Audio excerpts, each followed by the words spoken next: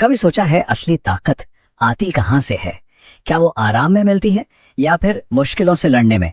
आज ना एक छोटी सी लेकिन बहुत गहरी कहानी सुनेंगे, एक तितली की कहानी। और शायद इसी में हमें इस सवाल का जवाब मिल जाए। तो चलिए शुरू करते हैं। तो सोचिए, सुबह का वक्त है और एक बेहद शांत खूबसूरत सा बगीचा है।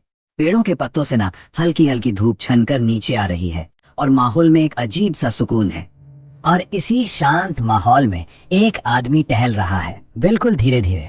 उसकी चाल बता रही है कि उसे कोई जल्दी नहीं है, बस वो उस पल को महसूस कर रहा है, जी रहा है। टहलते टहलते अचानक उसकी नजर एक चीज पर पड़ती है, एक टहनी से लटका हुआ एक तितली का कुकून। बस उसे देखकर ना उसकी दिलचस्पी जाग गई।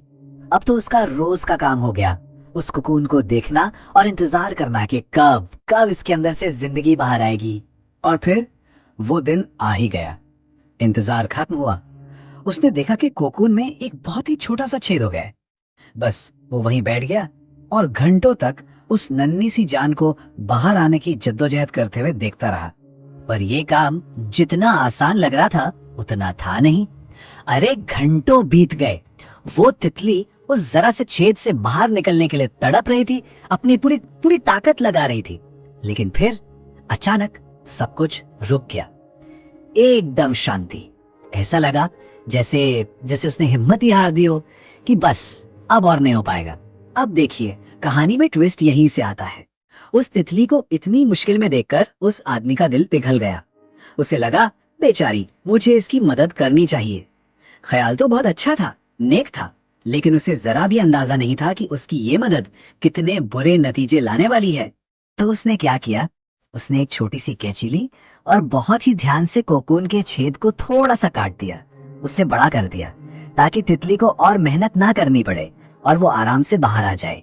एक झटके में उसने तितली का सारा संघर्ष खत्म कर दिया, रास्ता एकदम आसान बना दिया। और हाँ, तितली बाहर आ भी गई झट से। लेकिन कुछ तो गड़बड़ थी। उस आदमी ने जब ध्यान से देखा तो पाया कि तितली का शरीर फूला हुआ था, सूजा हुआ सा। और उसके पंख, वो तो बिल्कुल छोटे और सिकड़े हुए थे, जैसे जैसे वो पूरी तरह बन ही नहीं पाए हो। वो आदमी इंतजार करता रहा। उसे लगा, चलो कोई बात नहीं, अभी थोड़ी देर में इसके पंख फैल जाएंगे और ये अपनी पहली उड़ान भरेगी।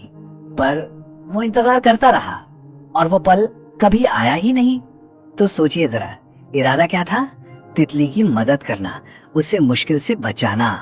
और नतीजा क्या निकला? बेहद दुखद। वो बेचारी तितली कभी उड़ ही नहीं सकी।